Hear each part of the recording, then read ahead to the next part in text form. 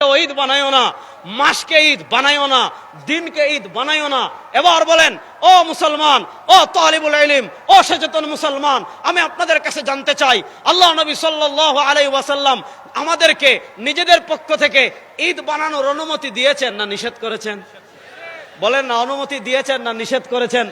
আপনি লাতাইফুল মাআরিফে যান, ইমাম ইবনে রাজব হাম্বলি রাহিমাহুল্লাহ লেখা লাতাইফুল মাআরিফ ফিমা লিমাওয়াসিমিল আম মিনাল ওয়াযাইফ। ইমাম ইবনে রাজব হাম্বলি রাহিমাহুল্লাহ বলেছেন, এই হাদিস বর্ণনা করে ইমাম ইবনে রাজব হাম্বলি রাহিমাহুল্লাহ লাতাইফুল মাআরিফে বলেছেন, এই যে নবী করিম সাল্লাল্লাহু আলাইহি ওয়াসাল্লাম আমাদেরকে যে একটা নির্দেশনা দিয়েছেন, এই নির্দেশনা থেকে আমরা বুঝি আল্লাহ নবী সাল্লাল্লাহু আলাইহি ওয়াসাল্লাম আমাদেরকে যে কয়েকটা দিন ঈদ দিয়েছেন, এর বাহিরে ওয়া ইত্তিখাদুহু মাওসিমান ওয়া ঈদান বিদআতুন লা আসলা লাহু। নবী করিম সাল্লাল্লাহু আলাইহি ওয়াসাল্লাম আমাদেরকে যে কয়েকটা দিন ঈদ বানিয়েছেন, এর বাহিরে গিয়ে নিজেদের পক্ষ থেকে কোনো ঈদ বানানো, এটা বিদআত লা আসলা লাহু। শরীয়তে এটার কোনো ভিত্তি, বলেন না, শরীয়তে এটার কোনো ভিত্তি। এজন্য আমি আপনাদেরকে ইতিহাস বলি, শুনেন, যেহেতু মাদ্রাসার তালিবুল ইলম ভাইরা বেশি করে শুনেন।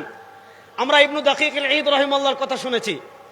ইবনু দাকিকুল ঈদ রাহিমাহুল্লাহ ইন্তেকাল করেছেন 702 হিজরিতে। আমরা তার আহকামের কিতাব আল ইমাম পড়ি, শরহুল ইলমাম পড়ি।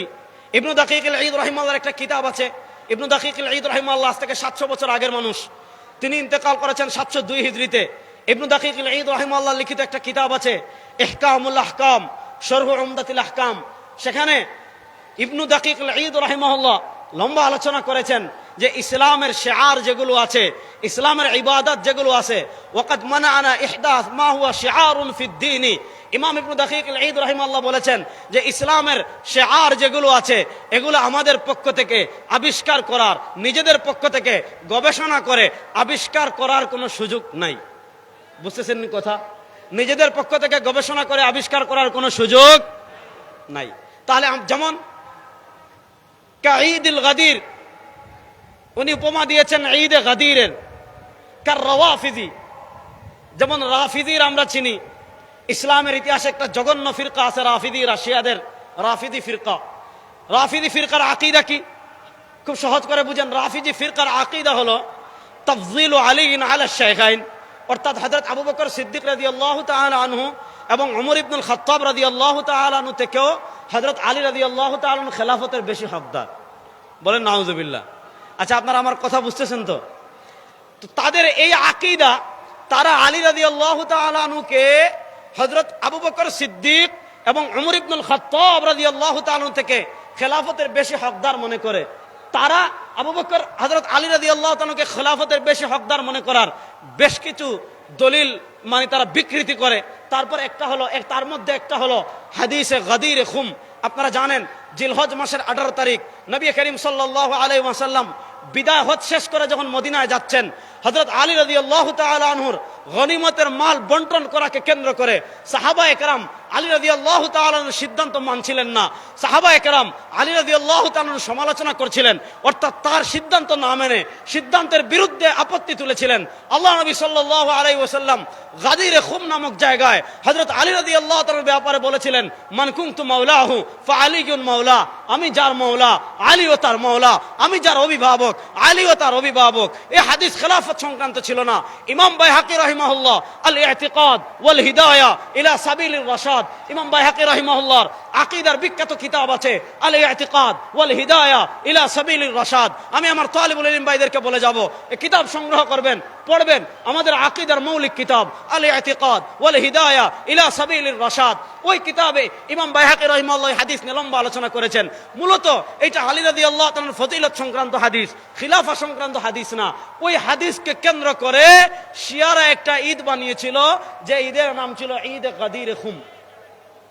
দেখেন, নবী করিম সাল্লাল্লাহু আলাইহি ওয়াসাল্লাম এই হাদিস বললেন আলী রাদিয়াল্লাহু তাআলাকে কেন্দ্র করে। আলী রাদিয়াল্লাহু তাআলা বুঝলেন না, শোনালেন সাহাবায়ে কেরামকে, সাহাবায়ে কেরাম বুঝলেন না, হযরত আলীর আওলাদরা বুঝলেন না, আহলে বাইতের কোন সদস্যরা বুঝলেন না, শিয়ারা বুঝে ফেলেছে এই হাদিসে ঈদ বানানো হয়েছে। তো ইসলামের ইতিহাসে নবী করিম সাল্লাল্লাহু আলাইহি ওয়াসাল্লাম যে কয়েকটা দিনকে ঈদ বানিয়েছেন, এর বাহিরে আপনি আপনি এর বাহিরে আর কোন ঈদ আপনি পাবেন না। হ্যাঁ, একটা ঈদ পাবেন, যে ঈদ বানিয়েছে রাফিজিরা, ঈদ গাদির খুম নামক। সুতরাং আপনি যদি প্রকৃত আশিক রাসূল হন, আপনার করণীয় কি হবে? আপনি যদি প্রকৃত নবীর উম্মাহ হন, আপনার করণীয় কি হবে? আল্লাহ নবী সাল্লাল্লাহু আলাইহি ওয়াসাল্লাম আমাদেরকে বলেছেন, লা তাত্তাখিযু ইয়াওমান ঈদা, নিজেদের পক্ষ থেকে কোন দিনকে ঈদ বানায়ো না। যেহেতু আল্লাহর নবী নিজেদের পক্ষ থেকে ঈদ বানাতে নিষেধ করেছেন, সুতরাং 12ই রবিউল আউয়াল কখনো আমাদের ঈদ হতে পারে না। 12ই রবিউল আউয়াল কখনো আমাদের ঈদ হতে পারে। এটা ভালো করে বুঝেন। যদি আল্লাহ নবী সাল্লাল্লাহু আলাইহি ওয়াসাল্লাম কি বলেছেন হাদিসে, হযরতে ইমাম তাবারানী রাহিমাহুল্লাহ ইন্তেকাল করেছেন 360 হিজরিতে। ইমাম তাবারানী রাহিমাহুল্লাহ আল মুআজামুল কবির একটা হাদিস এনেছেন। সরওয়ারে দু আলম সাল্লাল্লাহু আলাইহি ওয়াসাল্লাম বলেন, মা বাকিয়া শাইউন ইউকাররিবু ইলাল জান্নাহ ওয়া ইউবাইদু মিনান নারি ইল্লা ক্বাদ বুয়িনা লাকুম মা বাকিয়া শাইউন ইউকাররিবু ইলাল জান্নাহ ওয়া ইউবাইদু মিনান নারি ইল্লা ক্বাদ বুয়িনা লাকুম। সরওয়ারে দু আলম সাল্লাল্লাহু আলাইহি ওয়াসাল্লাম বলেন, আমার উম্মতেরা শোনো, মা বাকিয়া শাইউন, এমন কোন জিনিস বাকি নেই, ইউকাররিবু ইলাল জান্নাহ, যে জিনিস তোমাদেরকে জান্নাতের নিকটবর্তী করবে, ওয়া ইউবাইদু মিনান নারি, যেই জিনিস তোমাকে জাহান্নাম থেকে দূরে সরে নিয়ে যাবে। শোনো, অর্থাৎ যে ইবাদত করে তুমি জান্নাতের নিকটবর্তী হবা, যে ইবাদত করে তুমি জাহান্নামকে পিছনে ফেলবা, যে ইবাদত করে তুমি জান্নাতের পথে অগ্রসর হবা, যে ইবাদত করে তুমি জাহান্নাম থেকে দূরে যাইবা। সরওয়ারে দু আলম সাল্লাল্লাহু আলাইহি ওয়াসাল্লাম বলেন, ইল্লা ক্বাদ বুয়িনা লাকুম, শোনো, যে ইবাদত আছে সব তোমাদের কাছে বয়ান করে দেওয়া হয়েছে। ইবাদত নিজের পক্ষ থেকে বানানো যায় না, ইবাদত কিয়াস করে আবিষ্কার করা যায় না, ইবাদত যুক্তি দিয়ে আবিষ্কার করা যায় না। প্রশ্ন হলো, সরওয়ারে দু আলম সাল্লাল্লাহু আলাইহি ওয়াসাল্লাম বলেন, ইল্লা ক্বাদ বুয়িনা লাকুম, সব বয়ান করে দেওয়া হয়েছে, সব সুস্পষ্ট করে দেওয়া হয়েছে। প্রশ্ন হলো, নবী বলেন সব সুস্পষ্ট করে দিয়েছি, তাহলে সবার চেয়ে বড় ঈদ 12ই রবিউল আউয়াল সম্পর্কে আল্লাহর নবী কিছু বলেন নাই? কথাটা বুঝতে পারতেছি? 12ই রবিউল আউয়াল পবিত্র ঈদে মিলাদুন নবী বলেন, অথবা 12ই রবিউল আউয়াল এখন তো আর ঈদে মিলাদুন নবী রয়ে নাই, এখন এটা হয়ে গেছে সকল ঈদের সেরা ঈদ। তো প্রশ্ন হলো, আল্লাহ নবী সাল্লাল্লাহু আলাইহি ওয়াসাল্লাম নামাজ শিখালেন, ঈদ শিখালেন, হজ শিখালেন, যাকাত শিখালেন, শরীয়ত শিখালেন, ইসলাম শিখালেন, সাইয়্যিদুল আয়াত সম্পর্কে কিছু শিখালেন না। তাহলে প্রশ্ন হলো, আল্লাহ নবী ইসলাম কি তাহলে আমাদের থেকে কিছু লুকিয়ে গিয়েছেন? পড়ে নাউজুবিল্লাহ। দেখেন, আমরা ফিকহে হানাফিকে ফলো করি, খুব ভালো করে বুঝবেন তাহলে বলে ইলম ভাইরা। ফিকহে হানাফির মৌলিক স্তম্ভ হলো 4টা। বলেন কয়টা? একটু জোরে বলেন না, কয়টা? লম্বা আলোচনার সুযোগ নাই। ইমাম ইবনু আবিল আওয়াম রাহিমাহুল্লাহ ফাযাইলু আবি হানিফা ও আখবারু তালিবুল ইলম ভাইরা পড়বেন। ইমাম ইবনু হাজার হাইতামি ইন্তেকাল করেছেন সম্ভবত 963 বা এই ধরনের, 963 হিজরিতে। ইমাম ইবনু হাজার হাইতামি রাহিমাহুল্লাহ একটা কিতাব লিখেছেন, আল খায়রাতুল হিসান ফি মানাকিবিল ইমামিল আযম আবি হানিফা আন-নু'মান। আল খায়রাতুল হিসান ফি মানাকিবিল ইমামিল আযম আবি হানিফা আন-নু'মান। ওইটার সম্ভবত 62 অথবা 64 নম্বর পৃষ্ঠায় ইমাম ইবনু হাজার হাইতামি রাহিমাহুল্লাহ একটা পরিচ্ছেদ প্রতিষ্ঠা করেছেন। ওই পরিচ্ছেদের নাম হলো ফিমা বানা আলাইহি মাযহাবাহু। ইমাম আযম আবু হানিফা রাহিমাহুল্লাহর মাযহাবের ভিত্তি ছিল কয়টা জিনিসের উপর? এখানে ইমাম ইবনু হাজার হাইতামি রাহিমাহুল্লাহ বলেছেন, قد روي عن ابي حنيفه من طرق كثيره। ইমাম আযম আবু হানিফা রাহিমাহুল্লাহ থেকে অনেকগুলো সনদে বর্ণিত হয়েছে যে ইমাম আযম আবু হানিফা রাহিমাহুল্লাহ বলেন, আখুযু বিকিতাবিল্লাহ, আমি ফিকহে হানাফির 1 নম্বর স্তম্ভ রেখেছি আল্লাহর কোরআনের উপর। বলেন ফিকহে হানাফির 1 নম্বর স্তম্ভ? কথা বলে না। ফিকহে হানাফির 1 নম্বর স্তম্ভ? সবাই বলেন না। ফিকহে হানাফির 1 নম্বর স্তম্ভ ফাইল্লা মাজিদ। ইমাম আযম আবু হানিফা রাহিমাহুল্লাহ বলেন, যদি শরীয়তের এমন কোন বিষয় আসে, এমন কোন মাসআলা আসে যেটা আমি তাতাব্বু তালাশ অনুসন্ধান করে আমি কোরআনে পেলাম না, আমি কোথায় যাব? ইমাম আযম আবু হানিফা রাহিমাহুল্লাহ বলেন, ফাইল্লা মাজিদ ফাবি সুন্নতি রাসূলিহি। আমি যদি কোরআনে না পাই, আমি নবী করিম সাল্লাল্লাহু আলাইহি ওয়াসাল্লামের সুন্নাহে যাব। আমি যদি সুন্নাহে না পাই, তাহলে সাহাবা ইকরামের কাছে যাব। আমি যদি সাহাবা ইকরামের কাছে না পাই, ফাইদান তাহাল ইলা আমির ওয়া শাবি ওয়া আতা আজতাহিদু কামা ইজতাহাদু হুম রিজাল ওয়া নাহনু রিজাল। যদি কোরআনেও না পাই, যদি হাদিসেও না পাই, যদি সাহাবা একরামে না পাই, যদি বিষয়টা তাবিঈদের পর্যন্ত আসে, তাহলে অন্যান্য তাবিঈরা যেমন ইজতিহাদ করেছেন আমিও তেমন ইজতিহাদ করব। তারাও মুজতাহিদ, আমিও মুজতাহিদ। এজন্য ইমামে আযম আবু হানিফা রাহিমাহুল্লাহ ইজতিহাদের দিকে আসেন কখন? ইমামে আযম আবু হানিফা রাহিমাহুল্লাহ ইজতিহাদের দিকে আসেন যখন কোরআনে পান না, যখন হাদিসে পান না, যখন জামাতে সাহাবায় পান না, তখন ইজতিহাদের দিকে আসেন। এবার প্রশ্ন হলো, মিলাদুন নবী মানে আল্লাহ নবী সাল্লাল্লাহু আলাইহি ওয়াসাল্লামের জন্ম, আল্লাহ নবী সাল্লাল্লাহু আলাইহি ওয়াসাল্লাম জন্মগ্রহণ করেছেন, আমরা খুশি না বেজার? বলেন না দেখি কারা কারা বেজার, দেখে একটা হাত তুলেন তো। ওই একজন বেজার, শুধু ও না বুঝে হাত তুলছে। আচ্ছা, আল্লাহ নবী সাল্লাল্লাহু আলাইহি ওয়াসাল্লামের, আমার সময় শেষ নাকি? শেষ হলে আমাকে বললেন, আমি শেষ করে দেব। আল্লাহ নবী সাল্লাল্লাহু আলাইহি ওয়াসাল্লামের আগমনে আমরা কারা কারা খুশি, দেখে একটু হাত তুলি তো। আল্লাহ নবী সাল্লাল্লাহু আলাইহি ওয়াসাল্লামের আগমনে আমরা খুশি না বেজার? বলেন না, আল্লাহ নবী ইসলাম দুনিয়াতে এসেছেন, আমরা ইসলাম পেয়েছি, শরিয়ত পেয়েছি, আমরা খুশি না বেজার? এবার হাত নামান। তো আল্লাহ নবী সাল্লাল্লাহু আলাইহি ওয়াসাল্লামের আগমনে আমরা খুশি। এবার প্রশ্ন হলো, আল্লাহ নবী সাল্লাল্লাহু আলাইহি ওয়াসাল্লামের আগমনে যে আমরা খুশি হয়েছি, এই খুশি প্রকাশ করব কিভাবে? দেখেন, মিলাদুন নবী মানে আল্লাহ নবী ইসলামের জন্ম। আল্লাহ নবী ইসলামের জন্ম মানে না এমন কোন ব্যক্তি দুনিয়াতে নাই। আরে বেটা, নবীর মিলাদ যদি না হতো, নবী যদি জন্মগ্রহণ না করতেন, তুই তার উম্মাহ হলে কিভাবে? নবী যদি জন্মগ্রহণ না করতেন, আপনি কোরআন পেলেন কিভাবে? নবী করিম সাল্লাল্লাহু জন্মগ্রহণ না পেলে আপনি মুসলমান হলেন কিভাবে? তাহলে মিলাদুন নবী মানে নবী করিম সাল্লাল্লাহু আলাইহি ওয়াসাল্লামের জন্ম। আল্লাহ নবী জন্মগ্রহণ করেছেন, এই কথা কেউ অস্বীকার করে না। আল্লাহ নবীর আগমনে আমরা খুশি হয়েছি, এই কথা কেউ অস্বীকার করে না। প্রশ্ন হলো, খুশি প্রকাশ করব কিভাবে? আমরা বলি খুশি প্রকাশ করব ওইভাবে যেইভাবে করেছেন নবী এবং সাহাবা।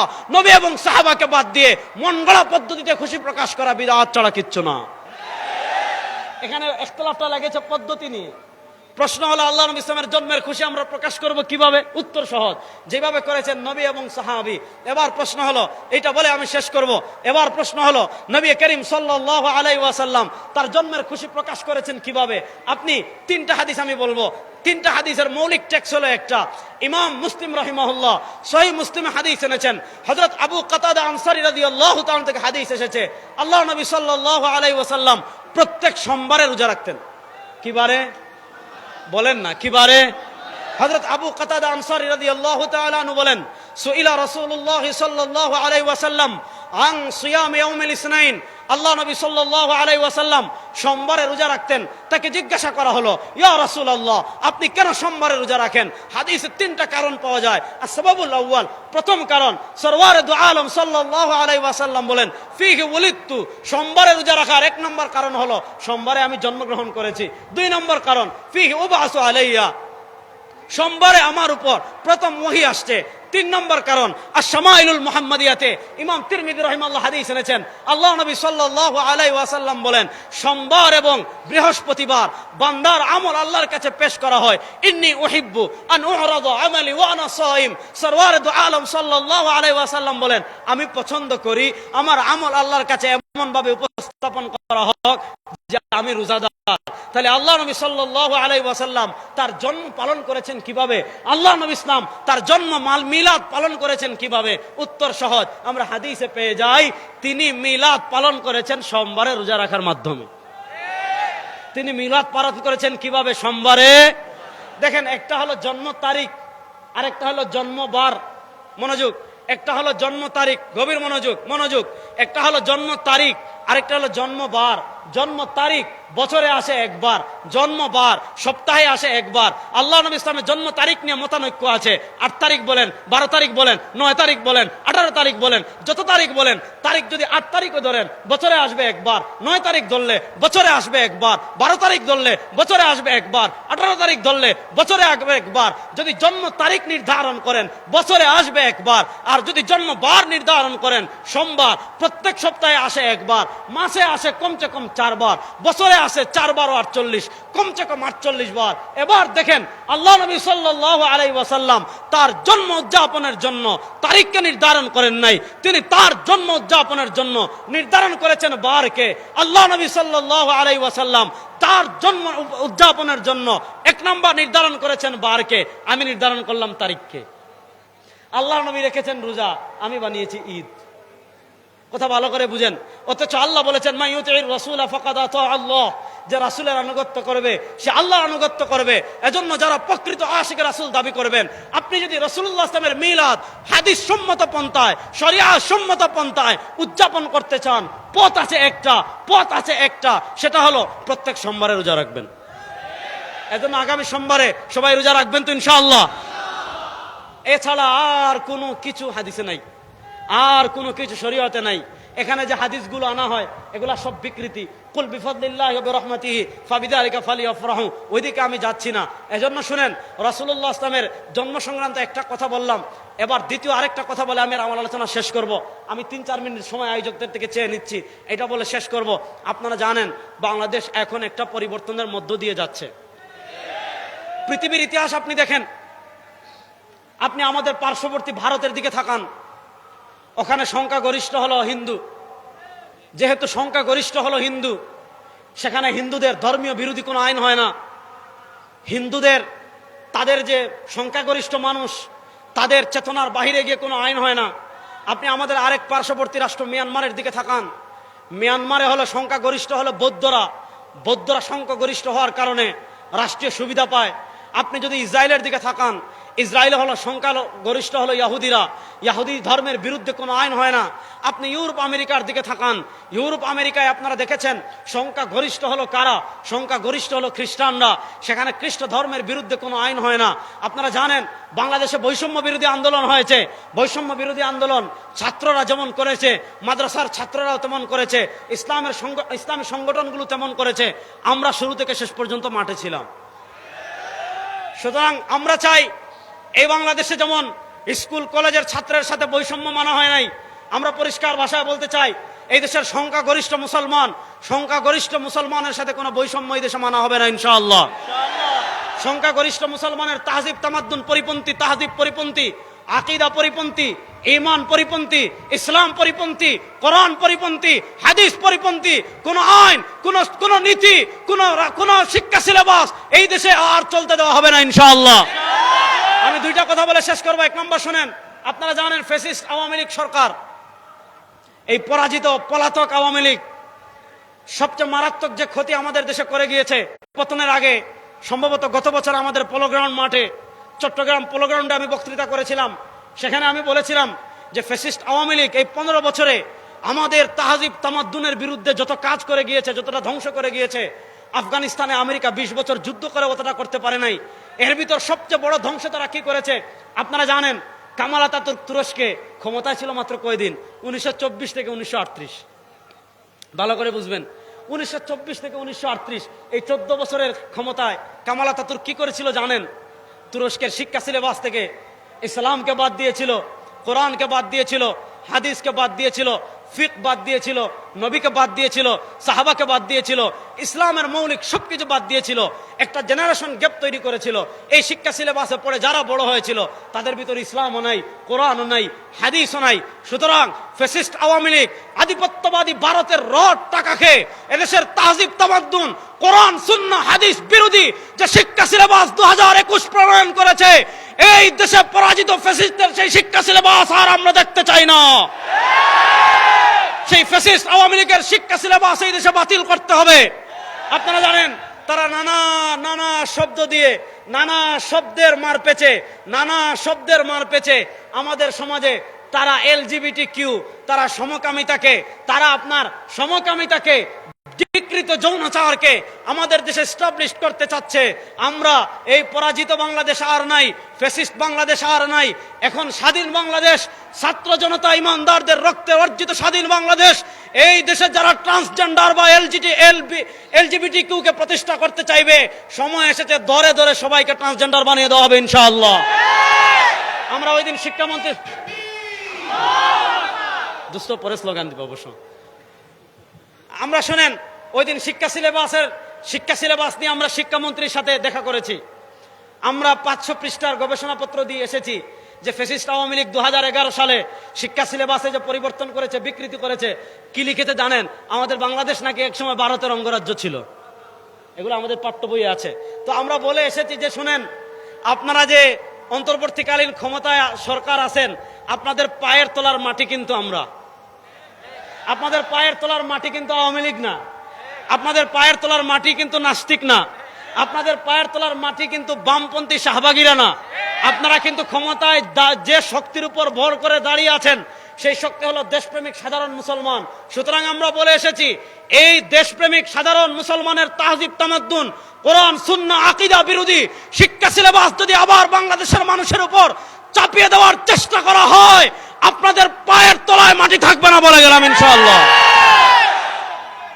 সুতরাং আমাদের শিক্ষা সিলেবাসে, আপনি আমাদের শিক্ষা সিলেবাসে মহাত্মা গান্ধীর জীবনী পড়াবেন, শেখ মুজিবের জীবনী পড়াবেন, অমুকের জীবনী পড়াবেন, আর আমাদের শিক্ষা সিলেবাসে পৃথিবীর শ্রেষ্ঠ মানুষ সরওয়ারে দো আলমের জীবনী থাকবে না, আবু বকরের জীবনী থাকবে না, ওমরের জীবনী থাকবে না, উসমানের জীবনী থাকবে না, আলীর জীবনী থাকবে না। ওই শিক্ষা সিলেবাস আর এই দেশে চলতে দেওয়া হবে না ইনশাআল্লাহ। সুতরাং যারা যেই জায়গায় আছেন, এই শিক্ষা সিলেবাসের বিরুদ্ধে আওয়াজ উঠাবেন। কমসে কম 2012 শিক্ষা সিলেবাসে ফিরে যাবেন, অথবা তার আগে যাবেন। 2021 সালে যে শিক্ষা সিলেবাস হয়েছে, এটা আর চলতে দেওয়া হবে না। আগামী কিছুদিন পরে নতুন বই আসবে, আমরা পর্যালোচনা করছি। যদি দেখি পরিবর্তন না হয়েছে, বাংলাদেশে এমন আগুন জ্বালিয়ে দেওয়া হবে, বঙ্গোপসাগরের পানি দিয়েও নিভাতে পারবেন না ইনশাআল্লাহ। আবার দেখা হবে, কথা হবে। আল্লাহ সবাইকে ভালো রাখুক, সুস্থ রাখুক। ইন আসাবতু ফামিনাল্লাহ ওয়া ইন আখতাতু ফামিন্নি ওয়া মিনাশ শাইতান। সুবহানাকাল্লাহুম্মা ওয়া বিহামদিকা আশহাদু আল্লা ইলাহা ইল্লা আনতা আস্তাগফিরুকা ওয়া আতুবু ইলাইক। আসসালামু আলাইকুম ওয়া রাহমাতুল্লাহি ওয়া বারাকাতুহু। সকলে বলি মাশাআল্লাহ। হযরত আমাদের সামনে গুরুত্বপূর্ণ আলোচনা করেছেন, এই কারণে হযরতকে জাতীয় সিরাত কমিটি বাংলাদেশ এর পক্ষ থেকে আন্তরিকভাবে মোবারকবাদ জানাচ্ছি। সম্মানিত উপস্থিতি, এই পর্যায়ে আপনাদের সামনে গুরুত্বপূর্ণ তাকরীর পেশ করবেন হযরত মাওলানা আব্দুল খালেক শরীফপুরী সাহেব। হযরত মাওলানা আব্দুল খালেক হযরতকে তার মূল্যবান তাকরীর পেশ করার জন্য সবিনয় অনুরোধ জানাচ্ছি। আসসালামু আলাইকুম ওয়া রাহমাতুল্লাহ। আলহামদুলিল্লাহ রাব্বিল আলামিন والصلاة والسلام على أشرف الأنبياء والمرسلين محمد وعلى آله وأصحابه أجمعين. أما بعد، فأعوذ بالله من الشيطان الرجيم. بسم الله الرحمن الرحيم. لقد كان لكم في رسول الله أسوة حسنة. بارك الله لنا ولكم في القرآن العظيم، ونفعنا وإياكم بالآيات والذكر الحكيم. মুসলিম আমি ঘুমিয়ে পড়েছি, বিবেকে ঝুলছে তালা,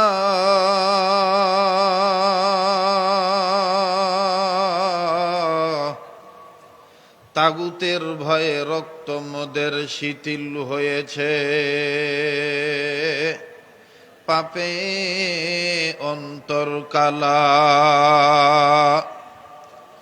মুসলিম আমি ঘুমিয়ে পড়েছি, ডাকাত ঢুকিল ঘরে,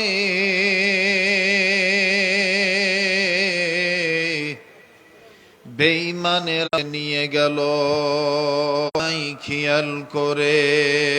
কুনাদ হাম জেন্স চেবা হাম জেন্স চে পরওয়াজ, কবুতর বাজে বাবাজ। আল্লাহুম্মা সাল্লি আলা মুহাম্মাদিন ওয়া আলা আলি মুহাম্মাদ কামা সাল্লাইতা আলা ইব্রাহিম ওয়া আলা আলি ইব্রাহিম ইন্নাকা হামিদুম মাজিদ। اللهم بارك على محمد وعلى آل محمد كما باركت على إبراهيم وعلى آل إبراهيم إنك حميد مجيد। জাতীয় সিরাত কমিটি কর্তৃক আয়োজিত ঐতিহাসিক সিরাতুন নবী সাল্লাল্লাহু আলাইহি সাল্লাম মাহফিল ইসলামী মহাসম্মেলন বিভিন্ন জায়গা থেকে আগত, বিভিন্ন মাদারিস থেকে আগত মেরে লখতেজিগার তলবা আজিজ, আগামী প্রজন্মের যিনারা জাতির শ্রেষ্ঠ সন্তান, এবং উপস্থিত আছেন আমার শেরে তাজ হযরত উলামা ইকরাম, বুজুর্গ উলামা ইকরামরা এখানে তাশরিফ আনবেন, তাকরীর করবেন, নসিহত করবেন, তাফসীর করবেন, কথা বলবেন। জাতীয় ব্যক্তিত্ব পীর মাশায়েখ উলামা ইকরামগণ, আমরা বড়দের নির্দেশ পালন করার জন্য এখানে শুধু হাজিরা দেওয়ার জন্য এসেছি, দোয়া নেওয়ার জন্য এসেছি। এই দোয়া নিতে যে কিছু আমাদের অন্তরের দাবি, যেটা 15 বৎসর 16 বৎসর আমরা দিলে ছিল, মুখে বলতে পারি নাই, কেউ মুখে বলেছি, বুকে আবার নানান ধরনের বেদনা নিয়ে অনেক জ্বালাতন সহ্য করেছি।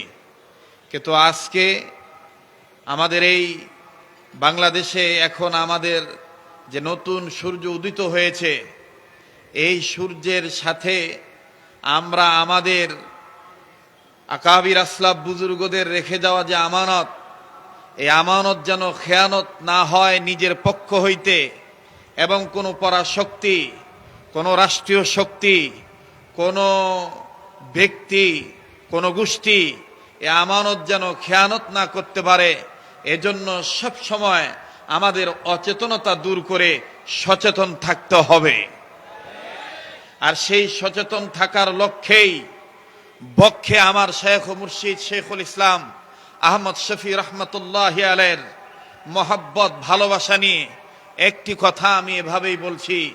জাতীয় সিরাত মাহফিল, এই সিরাত মাহফিল থেকে সিরাত কমিটিকে সাথে নিয়ে বুজুর্গ ওলামা একরামদের নির্দেশে একটি কথাই বলতে চাই, যার জীবনে, যার আদর্শে আমার আপনার উত্তম আদর্শ রয়েছে, সেই বিশ্বনবী মুহাম্মদ সাল্লাল্লাহু আলাইহি সাল্লাম, সেই বিশ্ব নেতাকে আমরা অবশ্যই মানি, অবশ্যই মানব। পাশাপাশি সেই নবী, বিশ্ব নবী, শেষ নবী, ওই নবীর পরে আর কোনো নবী আসবে না, নবী হয়ে আসবে না। যদিও আসে, আখরি জামানার নবীর উম্মত হয়ে আসবে। এই বিল, এই কথা, এই বক্তব্য মধুপুর পীর সাহেবের, এই বক্তব্য আকাবির আসলাফ বুজুর্গ উলামায়ে কেরামদের, এই বক্তব্য কায়েদে মিল্লাত জুনায়েদ বাবু নগরী রহমাতুল্লাহি আলাইহি সহ অসংখ্য উলামায়ে কেরামের, এবং সেই লক্ষ্যেই জাতীয় সিরাত কমিটি গঠন, এবং সেই সুবাদেই জাতীয় সিরাত মাহফিল আজকে উন্মোচন। এই মাহফিল থেকে স্পষ্ট করে বলতে চাই, এখনো যারা কাদিয়ানীদের দোসর, যারা খতম নবুয়তের গায়ে কলঙ্ক লাগাতে চায়, তাদের কালো হাত আমাদের ঐক্যবদ্ধ ভাবে এক হয়ে অনৈক্য দূর করে ঐক্য হয়ে তাদের কালো হাত ভেঙে দিতে হবে।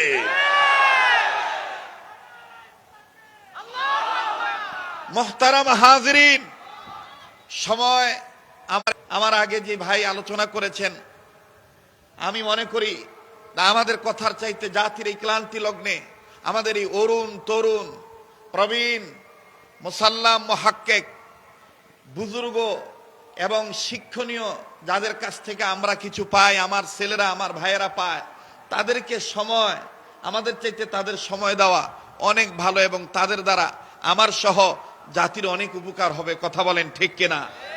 তো আমি শুধুমাত্র আমি আপনাদের সামনে বসেছি বড়দের নির্দেশ পালন করার জন্য। আমরা আদর্শ মানব বিশ্বনবী মুহাম্মদ সাল্লাল্লাহু আলাইহি সাল্লামের। বলেন কার আদর্শে আদর্শবান হব? বিশ্বনবী মুহাম্মদ সাল্লাল্লাহু আলাইহি ওয়াসাল্লাম। এখানে যেহেতু সকলেই আমরা ছোট বড় কওমি মাদ্রাসার ছাত্র, আমরা আমাদের উস্তাদদের কাছ থেকে শিখেছি, বড়দের কাছ থেকে জেনেছি, বুঝেছি, মেনেছি, সেই অনুপাতে আমল করার চেষ্টা করতেছি। ভাই মাদ্রাসা শিক্ষা ব্যবস্থা সফল হবে, ভাই আমার আপনার আন্দোলন সফল হবে, ভাই আমার আপনার এই চিল্লাচিল্লি সফল হবে, বিফল হবে না। সেটা তিনটা জিনিস যদি আমাদের ঠিক থাকে, নাম্বার 1 বৈশিষ্ট্য, নাম্বার 2 আদর্শ, নাম্বার 3 উদ্দেশ্য। বৈশিষ্ট্য হতে হবে এলেম এবং আমল। এলেম যা অর্জন করেছি আমি সে অনুপাতে আমল করব। আমার ভাইরা, আর আদর্শ একমাত্র জনাবে মুহাম্মদ রাসূলুল্লাহ সাল্লাল্লাহু আলাইহি সাল্লামের জীবন আদর্শকে নিজের জীবন আদর্শ বানাবো, ওই আদর্শে আদর্শবান হব। পাশাপাশি সাহাবায়ে কেরামের জামাতকে আমরা মেনে নেব। এক কথায় আহলে সুন্নাতুল জামাতের অনুসারী আমরা হয়ে থাকব। 3 নম্বর হলো উদ্দেশ্য। উদ্দেশ্য এলেম অর্জন করার কি হবে, আমল করার উদ্দেশ্য কি হবে, সিরাত মাহফিল করার উদ্দেশ্য কি হবে, আমরা আলেমদের সোহবতে থাকবো তার উদ্দেশ্য কি? আমাদের উদ্দেশ্য একটাই, মাদ্রাসায় যারা পড়বো, মাদ্রাসায় যারা পড়াবো, যারা দ্বীনের কথা বলবো, যারা দ্বীনের কথা শুনবো, যে কোনো কাজ আমরা করব, আমাদের উদ্দেশ্য একটাই, নিজে জাহান্নামের আগুন থেকে বাঁচবো, গোটা জাতিকে জাহান্নামের আগুন থেকে বাঁচানোর আপ্রাণ চেষ্টা করব। এই 3টি কথা যদি আমরা মনে রেখে সামনে আগাইতে পারি, ইনশাআল্লাহুল আজিজ আমাদের সফলতা আসবে। কাজেই আমি আমার দুর্বলতা প্রকাশ করে বলছি, আমি আল্লাহর কাছে সর্বপ্রথম বলি, আল্লাহ অতীতে যত গুনাহ করেছি আমার গুনাহগুলি আপনি মাফ করে দেন। ভাই, যদি কারো গুনাহ থাকে আমার সাথে বলতে পারেন, বলেন না আমিন। আল্লাহ আপনি আমাকে সহ আমাদের প্রত্যেকের অতীতের গুনাহগুলি মাফ করে দেন। আল্লাহ আপনি আমাকে সহ আমাদের প্রত্যেকের বর্তমান জীবনের ভুল ত্রুটিগুলি সংশোধন করে দেন। আল্লাহ আপনি আমাকে সহ আমাদের প্রত্যেকের ভবিষ্যৎ জীবনকে আলোকিত করে দেন। মুহতারাম হাজিরিন, সর্বশেষ কথা আমার, আমরা যদি সাকসেস হতে চাই, সফল হতে চাই, বিশ্বনবী মুহাম্মদ সাল্লাল্লাহু আলাইহি সাল্লামের সুন্নতের অনুসারী হতে হবে, সুন্নতওয়ালা উম্মত হতে হবে। তাহলে আমরা আজকে জাতীয় সিরাত থেকে, এই সিরাত মাহফিল থেকে একটা স্লোগান দেই, সুন্নত আছে যেখানে আমরা আছি। আস্তে কথা কয়, সুন্নত আছে যেখানে আমরা আছি, সুন্নত আছে যেখানে আমরা আছি। ওই ঢাকাবাসী লোক একটা কথা কই, ঢাকায় বাসায়, আবে সব সময় চোখ কান খোলা রাখবেন। কিছু ইন্দুরের জন্ম হয়ে গেছে গামিয়া, নিজেরাই খাও যায় গাও বানাইয়া, মলম নিবার যায় আবার বিচিল্লায় আমারে খাও যায় গাও বানাইয়া দিচ্ছে। তার মানে ওরা নিজেরাই কেউ মাজার ভাঙ্গার চেষ্টা করতেছে, কেউ বিভিন্ন ধরনের বিভিন্ন কার্যকলাপে লিপ্ত হয়েছে, আবার দোষ আমগো দিবার চাইতেছে। আমরা কিন্তু এগুলো খুব ভালো করে বুঝি। ক্যাটা শাক দিয়া মাছ ডাকবার চাও, ওই দিন গেছে গা, কথা বলেন ঠিক কিনা? তবে পাশাপাশি এটাও বলবো, মাজার ভাঙ্গার মাধ্যমে কখনো সফলতা নাই। মাথায় যদি উকুন হয়, মাথা কাটটা ফালাইলে উকুন সারানো যাবে না। আমার বন্ধুগণ, উকুন সাফ করার ব্যবস্থা করতে হবে। কোন মাজারে যদি গান্ধার আসর জমে থাকে, কোন মাজারে যদি বাবা ট্যাবলেটের আমদানি রপ্তানি হয়ে থাকে, কোন মাজারে যদি নারী পুরুষের যৌথ জিকির আজগারের ব্যবস্থা হয়ে থাকে, তাহলে আমরা এই জাতীয় সিরাত মাহফিল থেকে স্পষ্ট করে জাতিকে জাতীয়ভাবে জানাই দিতে চাই, আমরা আল্লাহওয়ালাদের হুকুম অনুসারে ওই শিরিক বিদআত থেকে নিজে মুক্ত থাকব, জাতিকে মুক্ত রাখার চেষ্টা করব।